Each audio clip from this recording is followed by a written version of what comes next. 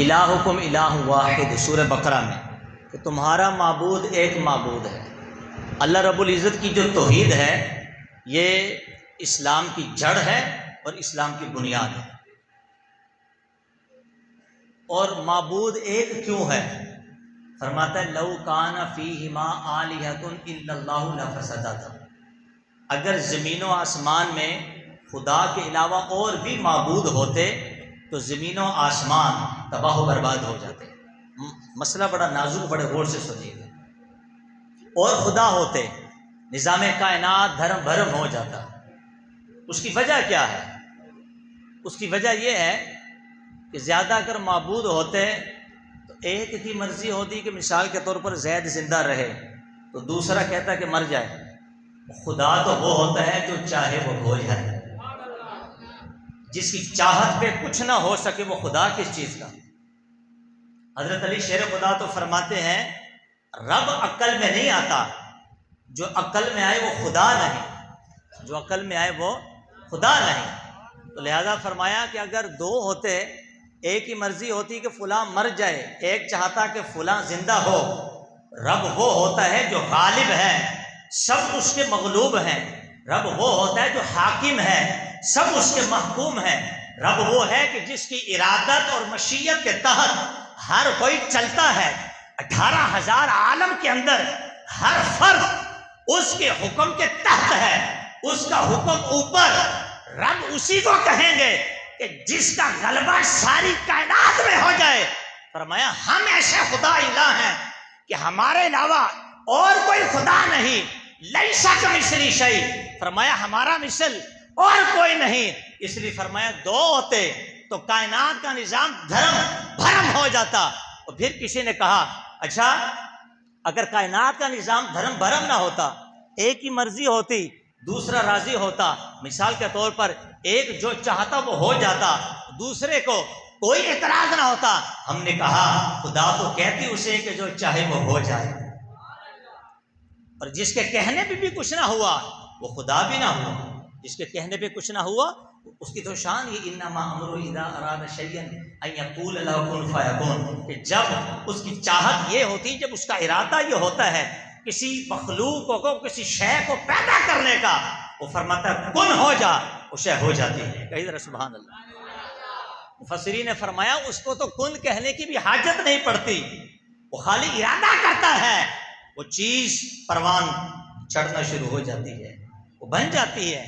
خدا کی قسم کیا شان ہے پھر اولیاء اللہ کے کہنا ذرا سبحان اللہ۔ یہ رب کی شان ہے کہ جب وہ کسی چیز کو فرماتا ہو جاتا وہ ہو جاتی ہے۔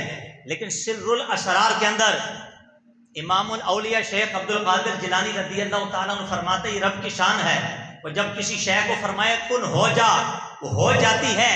یہ اس کی ذاتی طاقت ہے، یہ اس کی اپنی طاقت ہے، کسی کی دی ہوئی نہیں۔ جب بھی تو وہ رب کہلاتا ہے، لیکن اس نے اپنی قدرت کو اولیاء اللہ میں عطا فرمائی اور فرمایا جو قدرت وہ رکھتا ہے وہ ذاتی طور پہ رکھتا ہے، لیکن یہ قدرت، یہ تصرف، یہ عطا، یہ ولایت، یہ طاقت اس نے اپنے بعض اولیاء کو عطا فرمائی کہ اس کی عطا سے وہ بھی جب کن کہتے ہو جا وہ شے ہو جاتی ہے۔ کہتے اللہ نے مجھے بھی وہ شے عطا فرما دی ہے۔ سبحان اللہ، اللہ اکبر، یا رسول اللہ، یا رسول اللہ، یا رسول اللہ۔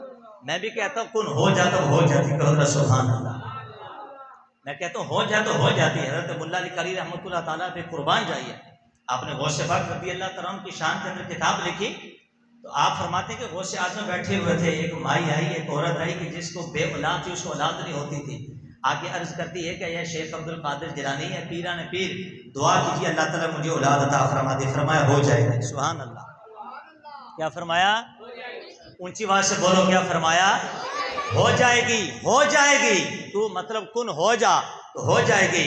وہ مائی صاحبہ کہے کہ جب چلی گئی تھی ادھر حاطف غیب سے آواز آئی، کہا عبد القادر اس کے مقدر میں تو ایک بھی نہیں ہے۔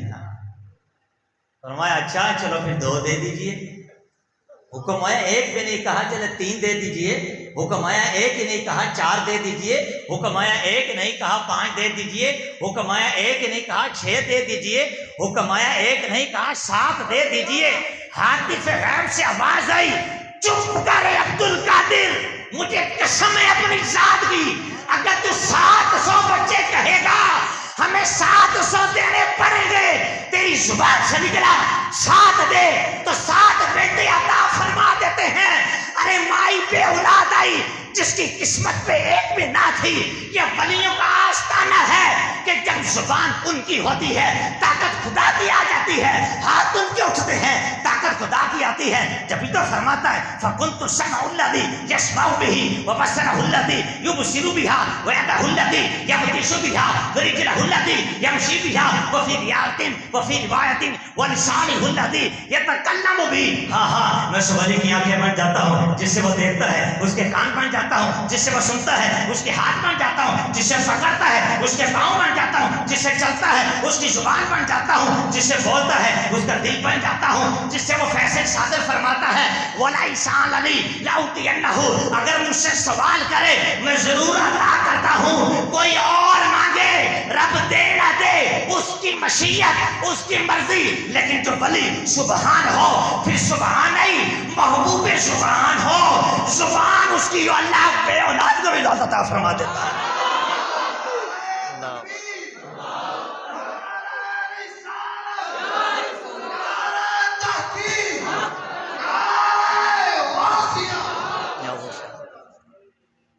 اللہ تعالیٰ بے اولاد کو بھی اولاد عطا فرما دیتا ہے۔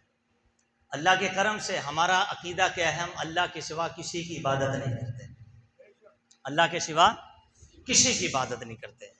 مشرکین مکہ بتوں کو پوجتے تھے اور ان کے بتوں کے بہت سارے نام تھے، لات، منات، عزا، نائلہ، حبل، نصر وغیرہ وغیرہ بتوں کے نام تھے۔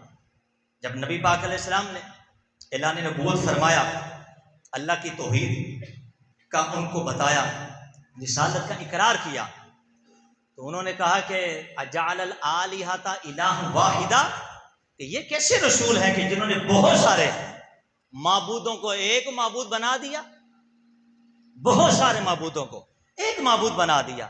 چونکہ ان کے کنسپٹ کے اندر تو خدا ایک نہیں تھا، بہت سارے تھے۔ وہی معنی جو میں لے کے چلا تھا کہ ایک سے زیادہ معبود ہوتے تباہ و برباد ہو جاتے، نظام کائنات تباہ ہو جاتا، کیونکہ وہ تو بہت سارے معبودوں کی عبادت کرتے تھے۔ فرمایا نالائکو، بے ایمانو، ناممکن کو ممکن کیسے کرو گے؟ شرک ہوتا ہی وہی ہے جو شے ناممکن ہو جائے، اور جو ممکن ہو وہ شرک نہیں ہوتا، وہ عین عبادت پرستی ہوا کرتی ہے۔ جملے پہ غور کیجئے، جو ناممکن ہے وہ شرک ہے، جو ناممکن ہے، کیونکہ ایک سے زیادہ خدا نہیں ہو سکتے، یہ ناممکن، امپاسبل۔ جب ارشاد فرمایا لو کان فیہما آلیۃ الا اللہ لفسدتا، اگر ایک خدا کے علاوہ اور معبود ہوتے تو کائنات کا نظام تو دھرم بھرم ہو جاتا۔ ہم اولیاء اللہ کی عقیدت کرتے ہیں، ہم انبیاء سے محبت کرتے ہیں، ہم پر ایک اعتراض آتا ہے، اعتراض یہ آتا ہے کہ آپ انبیاء اور اولیاء کی عقیدت کے اندر بعض معاملات کے اندر شرک کرتے ہو۔ بڑا غور سے سنیے گا ذرا اعتراض، شرک کرتے ہو، بھائی کیا شرک کرتے ہیں؟ تم معاذ اللہ مزاروں پہ جا کے پوچھتے ہو، تم ولیوں کو سجدے کرتے ہو، تم ولیوں سے مانگتے ہو، اور وہ یہ ہم نے کہا خدا کی قسم ہم ان کو پوچھتے نہیں ہیں، ہمارا معبود ایک ہے۔ کہیے ذرا سبحان اللہ۔ نبی اللہ کے حکم کے ماتحت ہے، ولی اللہ کے حکم کے ماتحت ہے۔ نبی ولی اللہ کے اذن کے بغیر کچھ نہیں کرتے، کچھ نہیں دے سکتے۔ ہم ان کو رب کا نبی اور رب کا ولی تسلیم کرتے ہیں، یہ اہل سنت والجماعت کا عقیدہ ہے۔ پھر وہ کہتے ہیں اچھا اگر یہ بات ہے تو پھر تم نبیوں کے پاس کیوں جاتے ہو، ولیوں کے پاس کیوں جاتے ہو، ان سے وسیلہ کیوں مانگتے ہو؟ رب کی تو شان یہ اعتراض ہے، انہ هو السمیع البصیر، اللہ سننے والا دیکھنے والا ہے، اور اس کی شان یہ کہ عالم الغیب والشہادہ، وہ ظاہر اور غیب سے مطلع ہے۔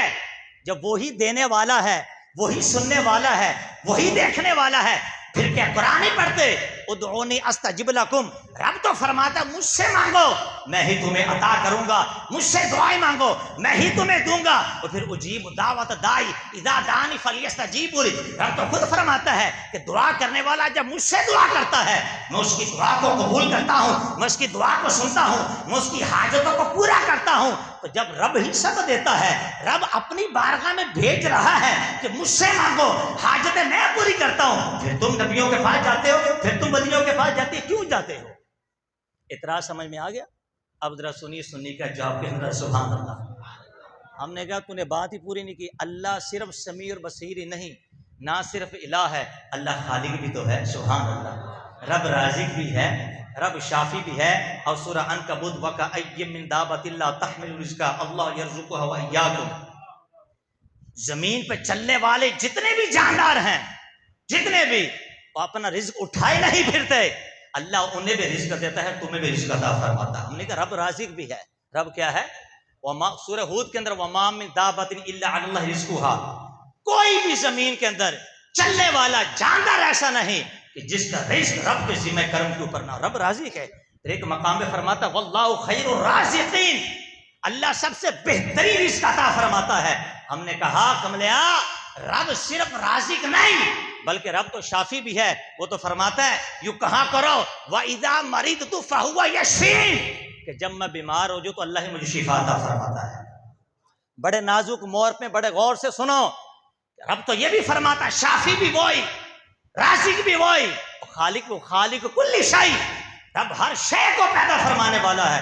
ہم نے کہا خالق بھی وہ ہے، رازق بھی وہ ہے، شافی بھی وہ ہے۔ پھر انسان کو مٹی سے پیدا کر کے فرماتا لقد خلقنا الانسان فی احسن تقویم، ہم نے انسان کو بہترین ساخت میں پیدا کیا۔ اب ہم ان سے پوچھتے ہیں کہ ہم پر اعتراض کرنے والوں یہ بتاؤ روحانیات کے اندر باطنی اسباب کو استعمال کرنا یہ رب کائنات کی ربوبیت کہلاتی ہے، وہ کس طرح؟ ہم نے کہا انسان کو رب نے پیدا کیا کہ مرد و عورت کے اجتماع کے بغیر پیدا کیے نہیں، جب تک شادی نہ تو اولاد ہو سکتی ہے۔ ہاں آدم علیہ السلام بنا ماں باپ کے پیدا ہوئے، رب کی شان کو سبحان اللہ۔ عیسیٰ علیہ السلام بغیر باپ کے پیدا ہوئے تو اس کی شان ہے، اس کی شان ہے، لیکن ہر انسان جوڑے سے پیدا ہوا، کوئی بھی مرد اور عورت کے اجتماع کے بغیر پیدا ہرگز نہیں ہو سکتا، نہیں ہو سکتا۔ لیکن پھر دیکھو سبحان اللہ، رزق اللہ دیتا ہے، کون دیتا بولیے؟ پھر کھیتی باڑی کس لیے؟ نہیں سمجھے؟ تجارت کس لیے؟ ذریعہ معاش کس لیے؟ شفا رب دیتا ہے، پھر ڈاکٹر کے پاس جانا کس لیے؟ پھر تو یہاں کہے گا کہ اس نے اسباب کو پیدا فرمایا۔ ہم نے کہا مخلوق کو بھی اسی نے پیدا فرمایا، اسباب کو بھی اس نے پیدا فرمایا، ظاہری حاجتوں کے لیے ظاہری اسباب کو پیدا فرمایا، باطنی حاجتوں کے لیے باطنی اسباب کو پیدا فرمایا۔ ظاہری حاجت رزق معاش کرے گا تو رزق ملے گا، کھیتی باڑی کرے گا رزق ملے گا، شفا چاہیے ڈاکٹر کے پاس جائے گا تو صحیح ہوگا۔ کوئی بندہ گھر کے اندر بیٹھا بیٹھا دعائیں کرتا رہے، ہاں وہ چاہے فضل سے شفا عطا فرما دے، ورنہ کیا ہوتا ہے جب تک ڈاکٹر کے پاس نہیں جائے گا کنسپٹ کلیئر نہیں ہوگا، احساس کمتری کا شکار ہوگا، سوچتا رہے گا، نفسیاتی ہوگا، چڑچڑاپن ہوگا، خود نہیں جائے گا، اس کو اٹھا کے بلا کر لے کر جانا پڑے گا۔ ہم نے کہا ظاہری سبب تو مانتا ہے کہ ظاہری سبب رب نے پیدا کیے، رازق رب لیکن کھیتی باڑی تو کرتا ہے، شافی رب لیکن ڈاکٹر کے پاس تو جاتا ہے۔ ہم نے کہا اسی طرح باطنی احوال کے لیے رب نے باطنی سبب بنائے، سب سے بڑا سبب جس کو بنایا وہ رب کا محبوب ہے۔ فرمایا بندہ خدا چاند دیکھ رب کی، اور رب کے محبوب کی کیا نکلی؟ فرمایا وَلَوْ أَنَّهُمْ إِذْ ظَلَمُوا أَنفُسَهُمْ جَاءُوكَ، اے محبوب اگر یہ لوگ اپنی جانوں پہ ظلم کر بیٹھے میرے پاس نہ آئے بلکہ محبوب تیری بارگاہ میں حاضر ہو جیسا۔ نعرہ تکبیر، نعرہ رسالت، نعرہ تحقیق، نہیں چل رہا دن چلے گی۔ یا غوث اعظم مستقیم، یا غوث اعظم سے کہیے رہا سبحان اللہ۔ مسئلہ آپ سمجھ گئے؟ ظاہری حاجتوں کے لیے ظاہری سبب، باطنی حاجتوں کے لیے باطنی سبب۔ مصطفیٰ کی ذات، اولیاء اللہ کی ذات ہے، مصطفیٰ کی ذات، اولیاء اللہ کی ذات. ہم جب مزارہ سے نکلتے ہیں تو ہمیں کہتے ہیں شرک کرتے ہیں. ہم نے کہا ہم تو نہیں شرک کرتے، ہم ان کو وسیلہ بناتے ہیں. کہا کس طرح کا وسیلہ؟ ہم نے کہا کہ ہم یہ کنسپٹ اور عقیدہ رکھتے ہیں کہ نبی ولی اللہ کے حکم کے ماتحت ہے. نبی ولی اللہ کی اجازت سے کر سکتے ہیں. جب تک اس کا حکم نہ ہو نہ ولی کچھ کر سکتا ہے نہ نبی کچھ کر سکتا ہے. اور رب کے حکم کے ماتحت ہیں، اس کا حکم نہ ہو تو کچھ نہیں کر سکتے، اس کا حکم ہو تو سب کچھ کر سکتے ہیں. سبحان اللہ. نہیں ہے تو کچھ نہیں، حکم ہے اجازت ہے تو سب کچھ ہے. سمجھ گئے مسئلہ؟ اس کا حکم نہیں تو کچھ نہیں، اس کا حکم آ گیا تو سب کچھ ہو گیا. ہم نے کہا شفا کون دیتا ہے؟ اللہ. مردے زندہ کون کرتا ہے؟ بولیے اللہ. جب تک اس کا حکم نہیں تھا تو کچھ نہیں تھا، لیکن جب حکم دیا تو عیسیٰ علیہ السلام پکار اٹھے. قرآن پڑھ کے دیکھ، وَأُبْرِئُ الْأَكْمَحَ وَالْأَبْرَصَ وَأُحْيِي الْمَوْتَىٰ بِإِذْنِ اللَّهِ. میں نے کہا اب بتا کہاں تو بھاگ کے جائے گا؟ زندگی تو رب دیتا ہے، موت بھی رب دیتا ہے. لیکن عیسیٰ کہتے ہیں کہ میں اندھے کو شفا دے رہا ہوں، میں کوڑی برس کے داغ والوں کو میں شفا دیتا ہوں. ارے میں رب کے حکم سے مردوں کو بھی زندہ فرماتا ہوں. اس کا حکم ہو تو پھر مردے زندہ ہو جاتے ہیں. کہیں ذرا سبحان اللہ. تو جب رب کے حکم کے ماتحت مانیں گے تو پھر اعتراض کس چیز کا ہوا؟ تو ہمیں کہتے ہیں کہ تم تو وہی کام کرتے ہو مشرکین مکہ والا. غور کیجئے گا، پتہ پھر کون سا اعتراض کریں گے کہ مشرکین مکہ کا بھی یہ کون شخص تھا؟ وہ بتوں کو پوجتے تھے، وسیلہ بناتے تھے. وہ یہ کہتے تھے کہ زمین و آسمان کو رب نے پیدا کیا.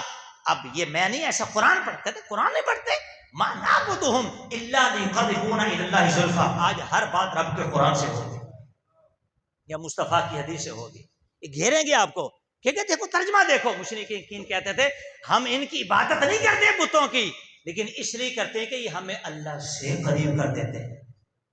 تو آپ کو بولیں کہ سنیے تم بھی کیا کرتے ہو؟ تم بھی تو یہ کہتے ہو نبی کے پاس اس لیے جاتے کہ نبی اللہ کے قریب کر دے گا، ولی کے پاس اس لیے جاتے کہ ولی اللہ کے قریب کر دے گا. میں نے کہ بھائی مانا ہم نبی کو نبی سمجھتے ہیں، وہ بت کو خدا سمجھ رہا ہے. کوئی عقل ہے تیرے اندر؟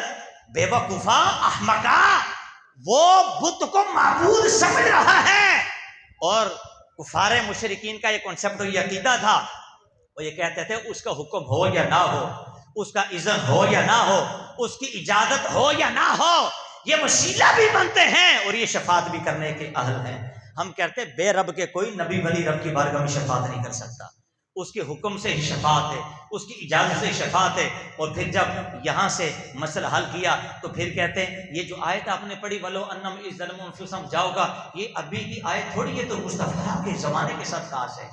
حضور دنیا سے جلوہ فرما ہو کے چلے گئے، اب حکم بھی ختم ہو گیا. اب کس کے پاس جاؤ گے؟ اب کس کے پاس جاؤ گے؟ ہم نے کہا اسی کے پاس جائیں گے جس کے پاس رب نے بھیجا ہے. کہو حضرت صبح وَأَمَّا السَّائِلَ فَلَا تَنْهَرْ. محبوب جو آئے اس کو جھڑکنا نہیں ہے. میں نے کہا بتا.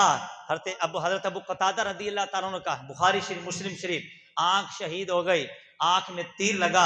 دوستو بتاؤ جن کی آنکھ میں تیر لگا ہو، ڈیلا پھٹ گیا ہو، آنکھ رخسار پہ آ گئی ہو، خون سے رخسار تر بتر ہو گیا ہو، داڑھی سے خون کے قطرے ٹپک رہے ہوں، تکلیف کتنی سخت ہو، ہونا کیا چاہیے تھا؟ ڈاکٹر کے پاس جاتے، طبیب کے پاس جاتے، لیکن کہاں جا رہے؟ اللہ کے حبیب کے پاس آ گئے ہیں. سبحان اللہ. حضور آنکھ نکل گئی، حضور آپ آنکھ صحیح کر دیں، حضور آپ دعا، بخاری کے الفاظ، حضور آپ دعا فرما دیں.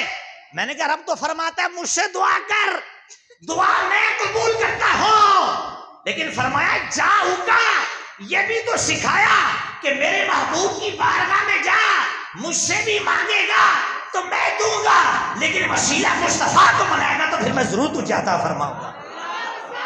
یا رسول اللہ، یا رسول اللہ، یا رسول اللہ،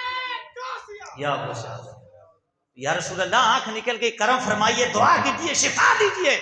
حضور مسکرا دی، فرمایا صبر کرے گا جنت ملے گی. ہم نے کہا بتا جنت تو خدا دیتا ہے، لیکن عشرہ مبشرہ صحابہ کو کیوں کہتے ہو؟ ہر بچے کو پتا ہے کہ 10 وہ صحابہ کہ جن کو دنیا میں جنت کی بشارت ملی وہ عشرہ مبشرہ کہلاتے ہیں. ارے جنت میں رب چاہے گا تو کوئی جنتی ہوگا، لیکن مصطفیٰ تو جنت عطا فرما رہے ہیں. اب بتا کہا گیا تیرا رسول، تو پھر ماننا پڑے گا وہ خالق ہے، مصطفیٰ مالک ہے. انما انا قاسم واللہ یعطی، رب مجھے عطا کرتا، میں مصطفیٰ ساری کائنات کو تقسیم فرماتا ہوں. سبحان اللہ.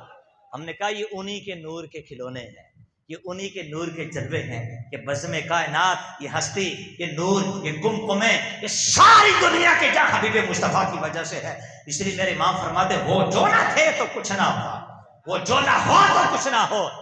جان ہے وہ جہان کی، جان ہے تو جہان ہے.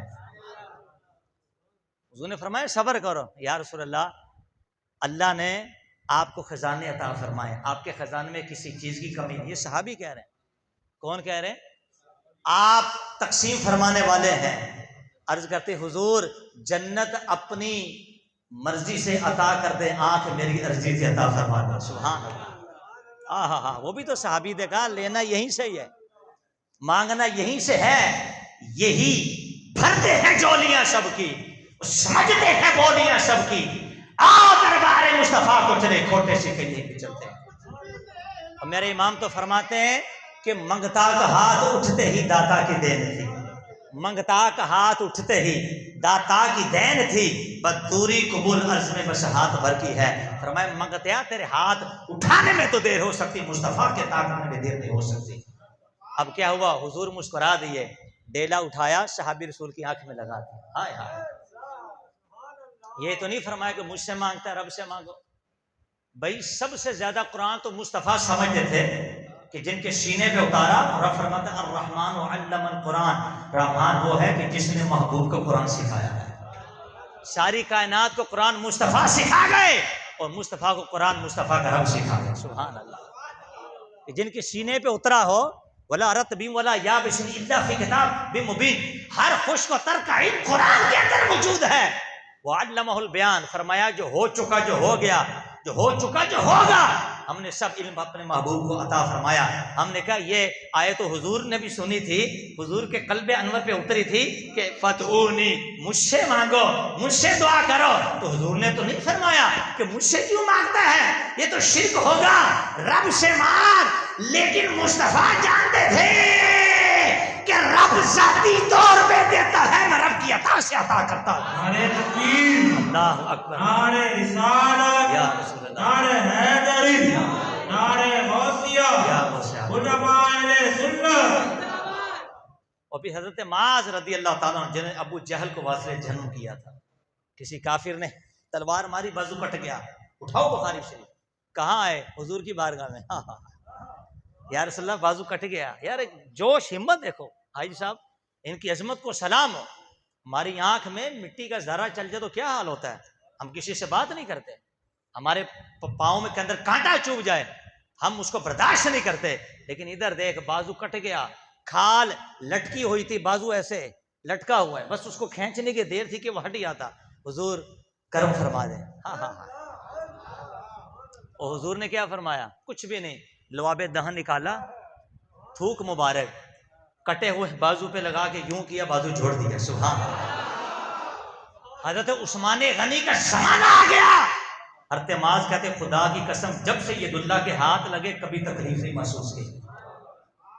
میں نے کہا سیکھ صحابہ سے، سیکھ بھائی مانا، سیکھ مصطفیٰ کا مقام کیا ہے. ان کو بھی پتا تھا کہ رب ہی دیتا ہے.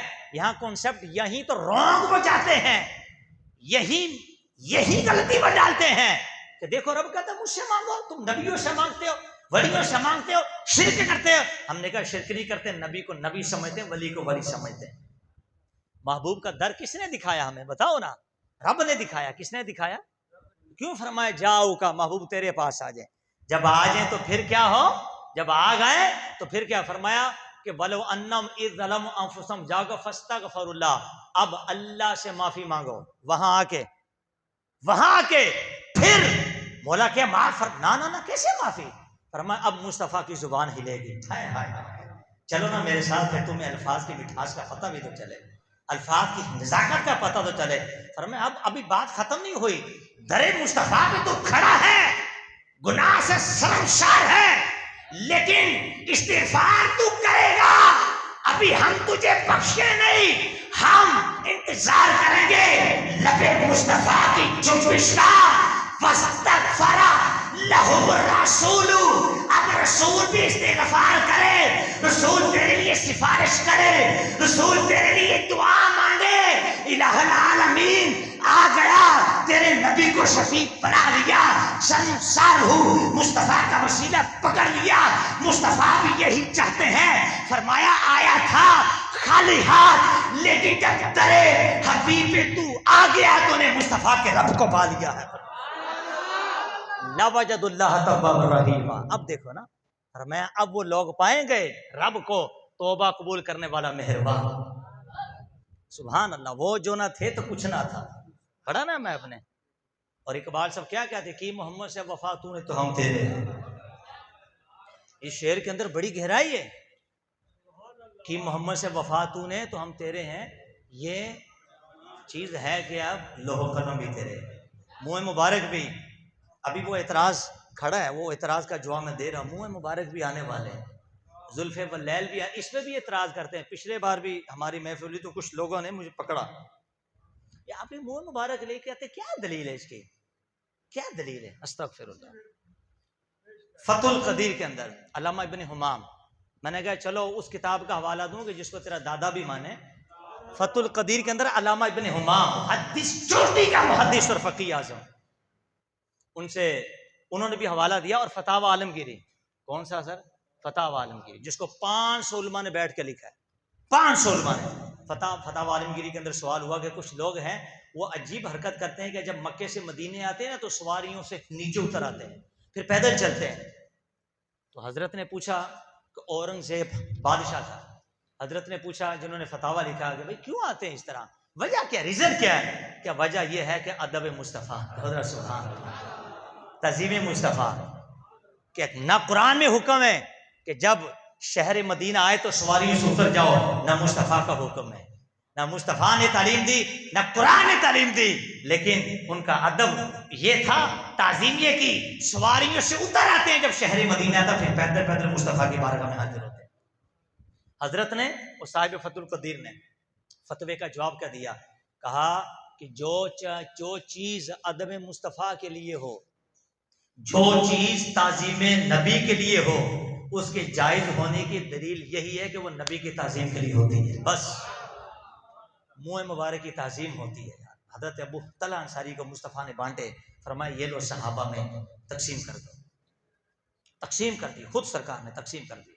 اور مسلم شریف کے اندر حدیث پاک ہے، انس بن مالک کہتے ہیں لقد رأیت رسول اللہ، سب پڑھیے، صلی اللہ علیہ وسلم، میں نے نبی پاک علیہ السلام کو دیکھا، والحلاق یحلقہ، ایک حجامت کرنے والا مصطفیٰ کے بال اتار رہا تھا، وطاف بی اصحابہ، اور حضور کے صحابہ مصطفیٰ کے ارد گرد کھڑے تھے، آئے ہائے، فما یریدون الا ان تکون شارۃ الا فی ید رجل، فما یریدون، اور صحابہ یہی چاہتے تھے کہ کوئی بھی بال آئے تو ہمارے ہاتھوں پہ گرے، زمین پہ نہ جا سکے، یوں صحابہ نے بال لیے۔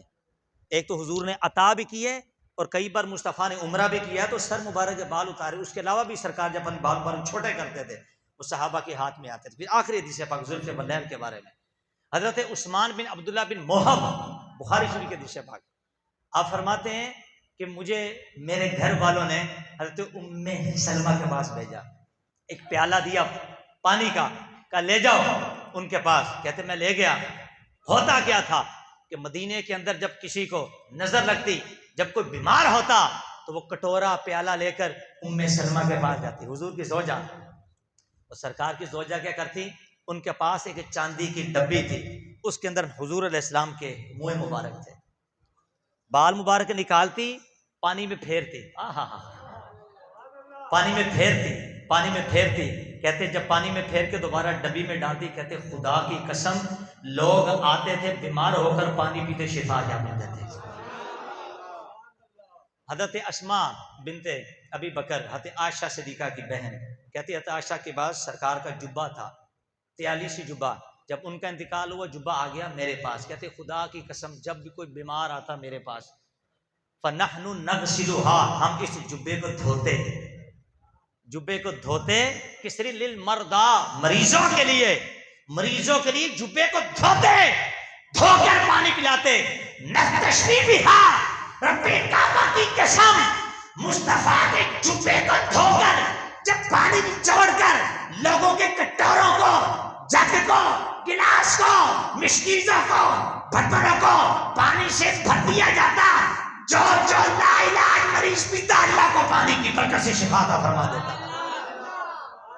میں نے کہا یہ کیا حضور نے تعلیم دی تھی کہ میرے جبے سے شفا لینا؟ ان صحابہ کو پتہ کہ جبہ مصطفیٰ کا تو شفا ملتی ہے۔ سبحان اللہ۔ جبہ جسم کا حصہ ہے اور بال مصطفیٰ کے جسم کا حصہ ہے۔ سبحان اللہ۔ جبہ لباس کا حصہ ہے۔ سبحان اللہ، سبحان اللہ یا رسول اللہ۔ بس یہ بیان اختتام کی طرف لا رہا ہوں اپنا۔ وہ جو اعتراض میں نے آپ کے سامنے کیا تھا وہ یہ اعتراض کہتے یہ تو حضور کے زمانے کے ساتھ خاص ہے، یہ حضور کے زمانے کے ساتھ ایسے کیسے ہو سکتا ہے؟ ہم نے کہا نہیں، قرآن پڑھ سورہ فرقان، تبارک الذی نزل الفرقان علی عبدہ لیکون للعالمین نذیرا۔ بڑی برکت والا ہے وہ خدا جس نے محبوب پر قرآن کو نازل فرما دیا تاکہ آپ تمام جہان کے لیے ڈرانے والے ہو۔ ہم نے کہا یہ قرآن عالمین کے لیے آیا ہے اور یہ حکم بھی سارے جہان کے لیے آیا ہے۔ بخشتا رب ہے، اور سب نے لکھا خصائص کبریٰ کے اندر مدارج نبوہ اٹھاؤ، اشیۃ اللمعات اٹھا کے دیکھو، آپ کوئی بھی حدیث کی تاریخ کی کتاب اٹھا کے دیکھو، ہر ایک نے لکھا حضور کا وصال ہو گیا۔ ایک عربی مصطفیٰ کی بارگاہ میں آئے، یا رسول اللہ، اور سرکار کی قبر کی مٹی اٹھا کے سر پہ ڈال رہے، یا رسول اللہ ظلم ہو گیا آقا، ظلم ہو گیا آقا، خود نہیں آیا، رب نے آپ کے پاس بھیجا ہے۔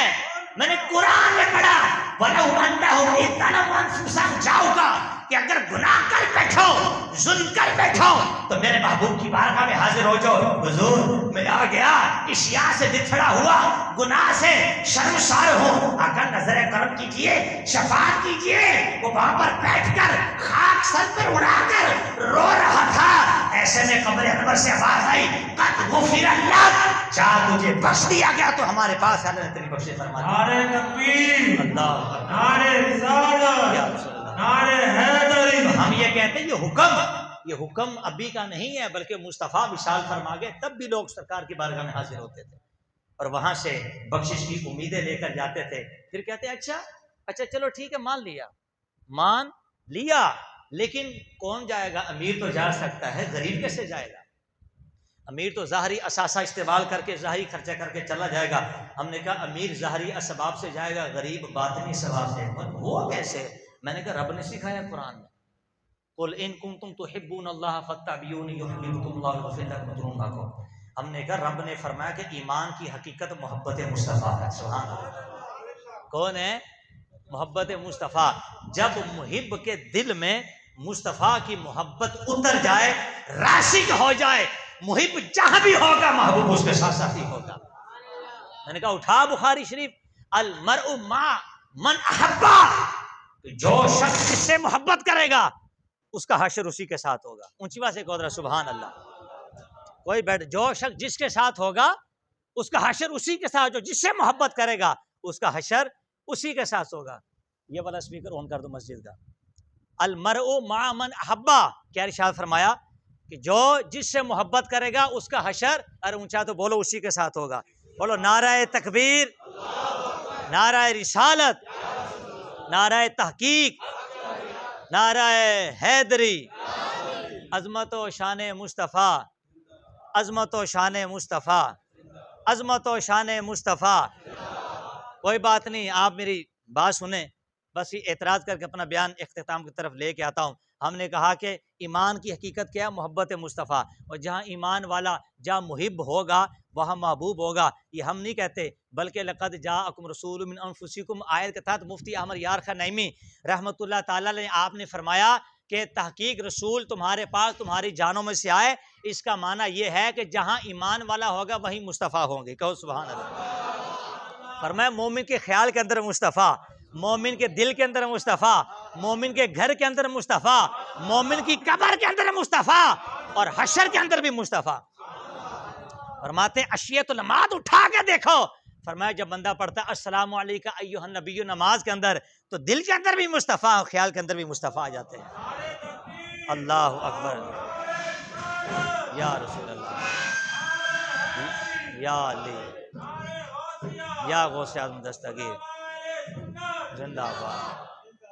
دل کے اندر بھی مصطفیٰ اور خیال کے اندر بھی مصطفیٰ۔ اور فرمایا حضور نے فرمایا کہ جب کوئی بندہ مومن گھر میں داخل ہو تو گھر کی دعا کے ساتھ ساتھ السلام علیکم ایھا النبی کہا کرو، کیونکہ ہر گھر والے کے اندر مجھے مصطفیٰ کی روح موجود ہوتی ہے. سبحان اللہ. قبر کے اندر جب تو جائے گا تیسرا سوال کیا ہوگا؟ ما کنتا تقول فی حقی ھذا الرجل، تو دنیا میں اس نبی کے بارے میں کیا کہا کرتا تھا؟ فرمایا جب حشر کا دن برپا ہوگا ہر نبی کی زبان پہ ہوگا اذهبوا الی غیری، لیکن جس کی زبان پہ ہوگا انا لہا، آ میرے قدموں میں آ، فرمایا وہ میرے مصطفیٰ کی ذات ہوگی. تو محب کے دل میں جب محبوب سما جاتا ہے، محب جہاں ہوتا ہے محبوب پھر ساتھ ساتھی ہوتا ہے. اچھا پھر پتہ کیا کہتے ہیں؟ پھر اعتراض کہتے ہیں اچھا نظر تو نہیں آتے؟ استغفر اللہ. کہتے نظر نہیں آتے، کہاں ہوتے؟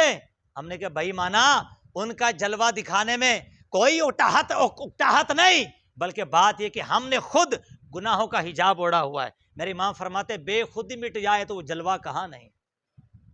گناہ ختم ہو جائے، اپنی انانیت ختم ہو جائے، فرماتے بے خودی مٹ جائے تو وہ جلوہ کہاں نہیں. دردام اپنی نظر کا حجاب ہوں. ہم نے کہا جب یہ دوری ہٹے گی، گناہوں کا حجاب ہٹے گا، انشاءاللہ مصطفیٰ کا جلوہ سامنے نظر آئے گا.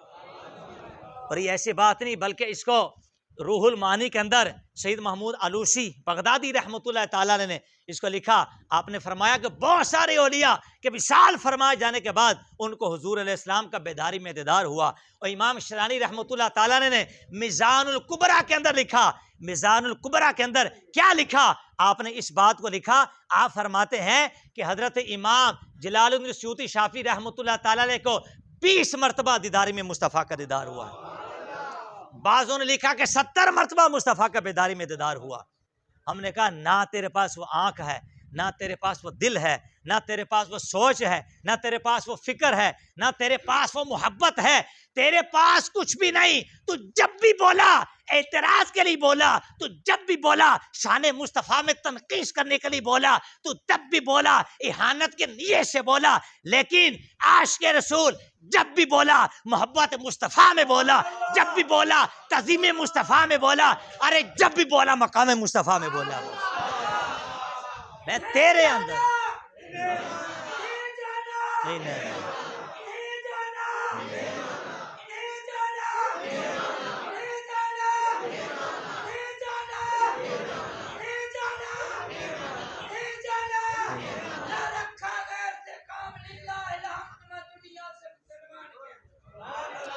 سبحان اللہ میں دنیا مسلمان گیا. سبحان اللہ سبحان اللہ. تو ہم یہ کہتے ہیں جب حجاب اٹھے گا تو پھر مصطفیٰ کا جلوہ نظر آئے گا. اور ہم نے کہا تو دور ہے، حضور دور نہیں ہے. حضور دور نہیں ہے. کیوں؟ النبی اولا بالمؤمنین من انفسہم، یہ نبی ایمان والوں کی جانوں سے بھی زیادہ قریب ہے. کہو نا ذرا سبحان اللہ. چھوڑ رہا ہوں، بس میں چھوڑ رہا ہوں، لائٹ چلی گئی، بس یہ آخری اس اعتراض کا جواب دے رہا ہوں. توجہ میری طرف رکھو، توجہ میری طرف. نبی ایمان والوں کی جانوں سے بھی زیادہ قریب ہے. بندے سے سب سے زیادہ قریب کیا ہے؟ بندے کی جان. فرمایا میرا نبی تمہاری جانوں سے بھی زیادہ قریب ہے. سبحان اللہ. نبی جانوں سے بھی وہ سب سے زیادہ قریب بندے کی جان ہے نا، اور اس سے قریب کوئی نہیں. لیکن فرمایا نبی ایمان والوں کی جانوں سے قریب. میں نے کہا اب بتا تو کیسے محبوب سے دور ہو سکتا ہے؟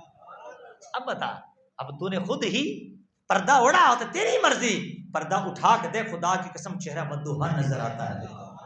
ہر طرف مصطفیٰ کے جلوے ہیں، ہر طرف مصطفیٰ کے یہ پورا چمنستان یہ حضور علیہ السلام کے نور نبوت کا فیضان ہے. اچھا یہ بات ہوگی، کہتے دیکھو یہ تم نے کیا بات کر دی. پھر اگر نبیوں ولیوں کے پاس جاؤ گے تو پھر یہ جو ہے کون سی آیت من دون اللہ کا کیا مطلب ہے؟ من دون اللہ، اللہ کے سوا، یعنی وما لکم من دون اللہ من ولی ولا نصیر، اللہ کے علاوہ تمہارا کوئی مددگار نہیں. کہتے ہیں اس کا مطلب یہ ہوا رب نہ چاہے کوئی شفا نہیں، رب نہ چاہے تو نہ کوئی نفع دے سکتا ہے، نہ کوئی نقصان دے سکتا ہے، رب نہ چاہے کچھ نہیں ہو سکتا. تو پھر من دون اللہ کا معنی کیا؟ میں نے کہا تو نے من دون اللہ کا معنی غلط بیان کر دیا. من دون اللہ کا معنی یہ ہے کہ جب تک رب کا حکم نہ ہو تو کوئی شے کچھ نہیں ہو سکتی. اس کا حکم نہیں تو کچھ نہیں، اس کا حکم ہو تو پھر قبر سے مردے بھی زندہ ہو جاتے ہیں. سبحان اللہ. قبر سے مردے بھی زندہ کیسے؟ میں نے کہا تو من دون اللہ کے پیچھے پڑا تو بھی اذن اللہ کو بھی تو مان اللہ کی اجازت سے. کہو سبحان اللہ. ہم تو شروع سے یہی کہتے کہ نبی ولی کرتے بھی اذن اللہ. رب کے اجازت سے، رب کے حکم سے نبی ولی کرتے ہیں، من دون اللہ کو بھی مانتے ہیں، باذن اللہ کو بھی مانتے ہیں. بے ایمان تو من دون اللہ کو مانتا ہے لیکن باذن اللہ کا منکر بنا بیٹھا ہے. ارے باذن اللہ کا تو مان، تیرا ایمان بھی سنور جائے گا. اور پھر کون نہیں جانتا حضرت پیر مہر علی شاہ رحمۃ اللہ تعالیٰ، دیکھو جب وہ کانا مرزا غلام احمد قادیانی بے ایمان، وہ چوڑا چمار، جب اس نے مناظرے کا اعلان کیا تو پھر مہر علی شاہ نے فرمایا آ ہمارے سامنے، قلم تو بھی رکھ، قلم ہم بھی رکھیں گے. جس کا قلم خود چلے گا وہی مصطفیٰ کا سچا غلام ہوگا، وہی سچا عاشق رسول ہوگا. وہ کانا نہیں آیا، اس کو آنا بھی نہیں تھا. پھر مریدوں نے پوچھا حضرات اتنا بڑا دعویٰ کیسے کر دیا آپ نے کہ قلم خود کیسے چلتا؟ کہا یہ تو چھوٹا دعویٰ تھا، مجھے مصطفیٰ نے فرمایا تھا میری ختم نبوت کا پہرا دینے والے پیر مہر علی شاہ، حکم تو دے زبان تیری ہلے گی. آج پیر مہر علی شاہ فرماتے ہیں قلم ہلا تو بڑا چھوٹا رہ گیا تھا. رب کعبہ کی قسم آج اگر کانا کہتا کہ مردہ زندہ کر کے دکھا، پیر مہر علی شاہ مردہ زندہ کر کے اس کو دکھا دے. زندہ باد، زندہ باد، زندہ باد، زندہ باد، زندہ باد. باذن اللہ کو مان، اللہ کی اذن سے، اللہ کی اذن سے سب کچھ. وہ نہ چاہے تو کچھ نہیں ہو سکتا، وہ چاہے تو پھر مردے بھی زندہ ہوتے ہیں. کوئی ذرا سبحان اللہ. حضرت عمر بن خطاب نے مصطفیٰ وصال فرما گئے، قحط سالی پڑ گئے، اور پھر کہتے ہیں حضور نے تو کبھی کسی سے وسیلہ نہیں مانگا. میں نے کہا وہ خود ساری کائنات کے لیے وسیلہ ہے. حضور کے جانب عمر بن خطاب، یہ حدیث بس 2 لفظ. عمر بن خطاب کی بارگاہ میں صحابہ آئے اور عرض کی کہ حضور بارش ہوئی، قحط سالی پڑ گئی. عمر بن خطاب نے فرمایا مصطفیٰ کے چچا حضرت عباس کو بلاؤ. بخاری شریف پڑھ رہا اور عرض کی اللہم انا کنا نتوسل الیک بنبینا، اے اللہ ہم پہلے تیرے نبی کا وسیلہ تجھ سے مانگا کرتے تھے. فاستسقنا، تو ہم پر بارش کا نزول فرمایا کرتا تھا. اور اب انا کنا نتوسل بعم نبینا، اب ہم تیرے نبی کے چچا کا وسیلہ پیش کرتے ہیں. سبحان اللہ. ہائے ہائے ہائے، نبی کے چچا کا وسیلہ. عمر بن خطاب نے کہا ادعو یا عباس، اے عباس مصطفیٰ کے چچا وہ ہاتھ اٹھانا تیرا کام ہے، تو دعا کرنا. وسیلہ ہم نے رب کی بارگاہ میں تجھے بنا لیا. سارے صحابہ موجود تھے، قحط سالی تھی، سورج کھوپڑی پکا رہا تھا، زمین بالکل تانبے کی طرح دہکتی معلوم ہو رہی تھی. حضرت عمر بن خطاب نے فرمایا ادعو یا عباس، اے مصطفیٰ کے چچے ہم تجھے رب کی بارگاہ میں وسیلہ پیش کر چکے، اب دعا کرنا تیرا کام ہے، بارش برسانا اس کا کام ہے. فتح العباس، عبداللہ حضرت عباس نے ہاتھ اٹھائے، رب کی بارگاہ میں دعا کی. عمر بن خطاب کہتے ہیں وسیلہ ہم نے مانگا، دعا مصطفیٰ کے چچا نے کی، ابھی ہاتھ اٹھے تھے. فسقاہم اللہ، ان کا ہاتھ اٹھنے کی دیر تھی، بار چھما چھم نظر ہونا شروع ہو گئی. نے کہا بتا بارش تو رب دیتا ہے، لیکن کہا ایسے نہیں دیتا، وسیلے سے دیتا. ایسے نہیں دیتا. وہ جس نے 99 قتل کر دیے تھے اور آیا وہ ڈھونڈنے کے لیے، دل کے اندر رحم آیا میں بڑا جابر ہوں، بڑا ظالم ہوں، میں بڑا خبیث ہوں. کسی نے کہا وہ فلاں جگہ راہب رہتا ہے، اس کے پاس جاؤ وہ تجھے بتائے گا توبہ کیا ہوتی. راہب نے کہا تو 99 انعامی قتل کر کے آ گیا، اب بھی بخشش کی امید رکھتا ہے، تو پکا جہنمی ہے. کہا اچھا تو پھر تو کیسے زندہ؟ تلوار اٹھائی اس کو بھی مار دیا. بولا سینچری پوری کرتے ہیں، شوق کا عادت پورا کر دیا. وہ راہی بڑا خشک تھا. پھر دل میں خیال آیا کہ گناہ پہ گناہ کرتا جا رہا ہے، یہ کیا کر رہا ہے تو؟ غلط ہو گیا. پھر لوگوں کے پاس گیا، کیا کروں؟ کہا وہ فلاں علاقے میں اولیاء اللہ رہتے ان کے پاس چلا گیا. جملہ سننا بس، اولیاء اللہ. ہمیں کہتے ہیں مزاروں پہ کیوں جاتے ہو؟ کیا رکھا ہے مزاروں پہ؟ یہ نبی ولی کچھ نہیں کر سکتے. میں نے کہا وہ بخشتا ہے لیکن درخت نہیں، پیاروں کے صدقے سے وہ بخشش عطا فرماتا ہے. پھر دیکھیے گئے اولیاء اللہ کی طرف جا رہا تھا، بندہ چل رہا تھا، ابھی تھوڑا سا نکلا، ادھر علیہ السلام آئے، روح قبض کی، بندہ مر گیا. لیکن مرتے مرتے بڑا سیانہ تھا.